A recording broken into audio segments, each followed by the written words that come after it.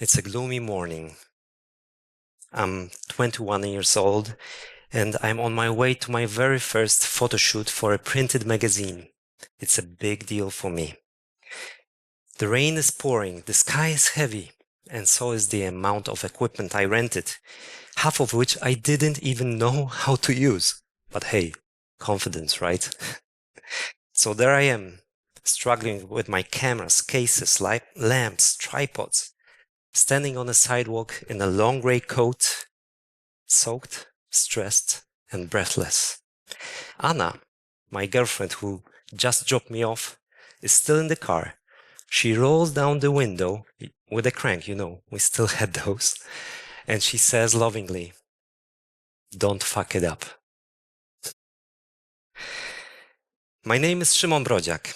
I'm a black and white photographer. People say my pictures look like frames from movies that never existed. I tell stories about the power and the beauty of the femininity. My motto is, what you see is who you are. And today I would like to take you on a journey not about photography, but about something more universal. How to follow your heart, even when the world tells you not to. And how that choice can lead to abundance in all areas of your life. I could go on and list my awards, exhibitions, publications, but honestly, you'll know me better if I answer just one question. Who is Anna? Anna is my muse, my friend, my soulmate. We met in high school. For me, love at first sight. For her, let's just say, she wasn't impressed. It took me 12 months of consistent action and determination before she actually agreed to go out with me. And that was, ladies and gentlemen, 30 years ago. Yes, 30. We've been married for 20 years, got 2 wonderful kids. But Anna never wanted to be a model. She was fascinated by architecture.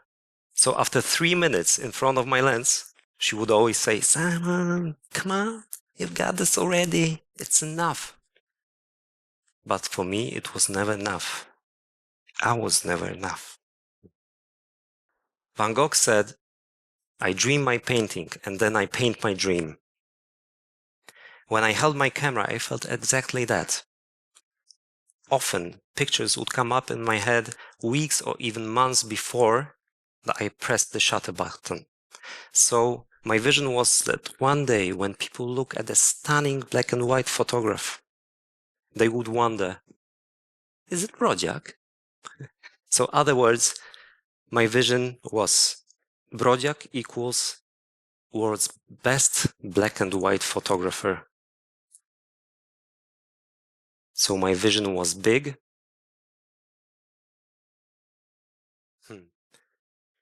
Maybe even too big. And maybe even ridiculous. But that's the whole point. Vision has to so big it scares you and equally excites you. As Alan Kay said, the best way to predict the future is to invent it. So I started inventing mine. At that time, I was studying business. I even started a company with my father and 2 partners. It was a big enterprise with great potential and even greater capital involved. Photography was supposed to be just a hobby, But after a few months of intense business action, my heart kept calling me. And one night, supported emotionally by Anna, I went to visit my family home to see my father. I remember us standing in the kitchen and I said, "Dad, I'm quitting the business. I want to be a photographer." And please note, at this moment, I had no portfolio, no contacts, no money, not a single argument I could support my decision with. My father's face turned red and he shouted, "You want to become what?" Get the fuck out of my house. You'll end up under the bridge. That night, walking back to our tiny rented apartment, I felt crushed. But everything you want is on the other side of fear. And I felt that that night I crossed to the other side. From that day on, I took every job related to photography, assisting in studios, in agencies, shooting events, weddings, whatever it takes. I also worked on my personal artistic black and white portfolio as well. I was doing just fine, meaning I was completely broke. Truth is, Anna's PhD scholarship in architecture was feeding us, so technically my wife was my first sponsor and my cheapest model. With time, I started gradually building my brand and my portfolio, shooting advertising campaigns, catalogs, calendars, working with celebrities and actors, you name it. But all this time, I tried to be consistent about one rule. If it was color, I didn't publish it under my name. Why? Remember my vision? Because Brodziak equals black and white. For example, whenever I shot color for Playboy, I would always sign it with my grandmother's name. Please forgive me, Grandma. I love you. Rest in peace. But the effect of my consistency over the years, clients no longer asked for color. I didn't have to push for black and white. They demanded that I work according to my style in black and white. And they would say, Szymon, do what you want. Some months after our fight, my father, still not talking to me, arranged me a meeting with a Porsche managing director in Poland because they were looking for a guy to do a reportage from an event or something. So I was supposed to bring my event and wedding portfolio. Instead, I brought my black and white artistic portfolio. During the meeting, I said, Sir, with all your respect, I can do the reportage, but this is me, this is who I am, and this is what I do best. And I would love to shoot a calendar for you. And I showed him this. It's one of the pictures from my series Escape, Emancipated Women Enslaved. You can see Anna here. The rest of the pictures doesn't qualify for this presentation. Was it risky? Absolutely. Was it a smart sales strategy? Not so much. But it worked. I got the calendar. Because being authentic is daring to show up as yourself, even when it's risky. Especially when it's risky. Because when you are yourself, you have no competition. But being authentic is not enough. You need effectiveness. Tony Robbins says there are 3 key questions that determine your destiny. What do you focus on? What does it mean? And what do you do about it? So, let me ask you a question. What are you focusing on right now? Is it a problem or solution? Is it threats or opportunities? Fear or trust? Excuses or results? Expectations or appreciation? What you can't do or what you can do? Focus changes everything. And that's when I realized that what you see is who you are is not only an artistic motto to invite you to my black and white world. It's also a philosophy of life. Because what you choose to see in yourself, in others, in the world, actually determines your destiny and the quality of your everyday life. Another great mentor, Jacek Walkiewicz, said, effectiveness is the measure of truth. So when nobody wanted to publish my book, nobody, what did I do? I published it myself. When nobody wanted to represent me in an esteemed gallery, what did I do? I built my own gallery. So that's effectiveness, not waiting for permission, not waiting for the perfect moment, but taking imperfect, massive, and consistent action, focusing on what you can do.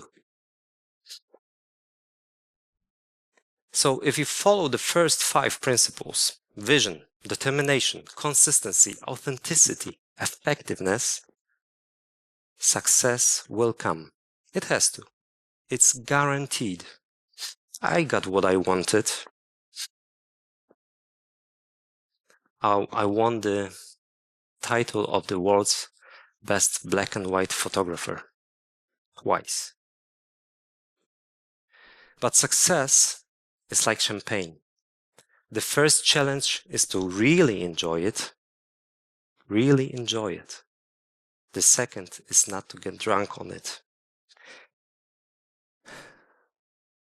So I do my best to stay humble and to celebrate even my smallest wins. But can you really celebrate and enjoy champagne or success when you are bitter inside? I learned that in Rome when I was doing my launch of my very first book. It was a big exhibition.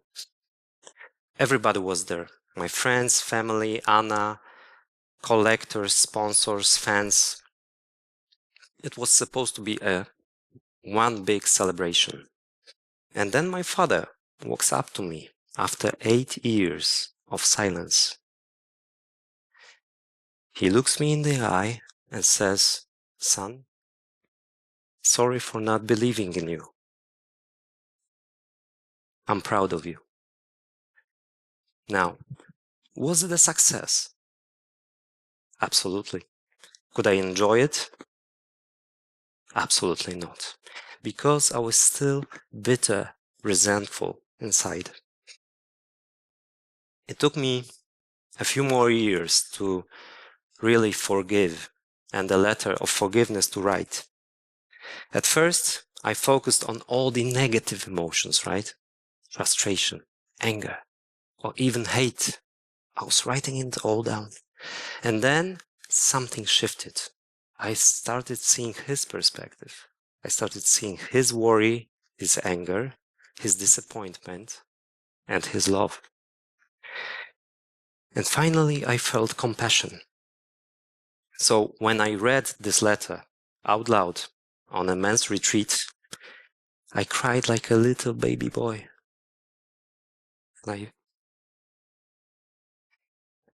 And I felt every tear cleansing my soul and my heart. And that was forgiveness. Yes. I never gave this letter to my father. I didn't have to, because as Anna says, forgiveness is the most beautiful gift you can give to yourself, to stop shrinking your heart. By the way, do you know how I ended up at the men's retreat? I thought it was my idea, of course. But the truth is, Anna planted a magazine next to my bed, opened exactly on the page where the retreat was described a few weeks earlier.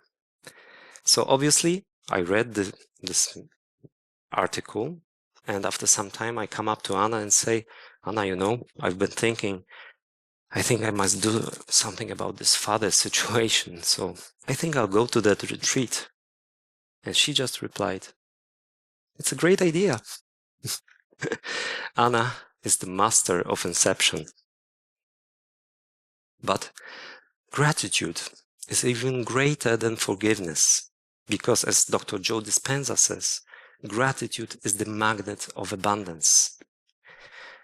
I practice it every day with my family, with friends, even with my fantastic gallery team. We say at least 3 words we are grateful for. Try it. At first, it might feel awkward, but then something shifts. If you do it consistently, your life will become richer. You will become better and happier. Why is that? Huh? Because your focus changes. I learned it again thanks to my father, because some years after the letter of forgiveness, I wrote him another one, a letter of gratitude. This time focusing only on the positive aspects of our relationship. So page by page, I started recalling all the moments, precious moments, small moments, childhood moments, holidays, aha moments, magic moments. And all this time, he was there by my side. So this time I cried again, but not from pain, but from pure joy and love. Unlike the first letter, I gave this one to my father, feeling blessed that he is still alive to read it. So please don't wait. Make that call. Write that letter.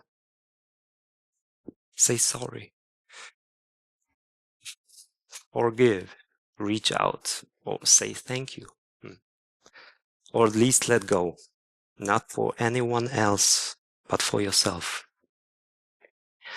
So these are my 8 principles of a successful and happy life.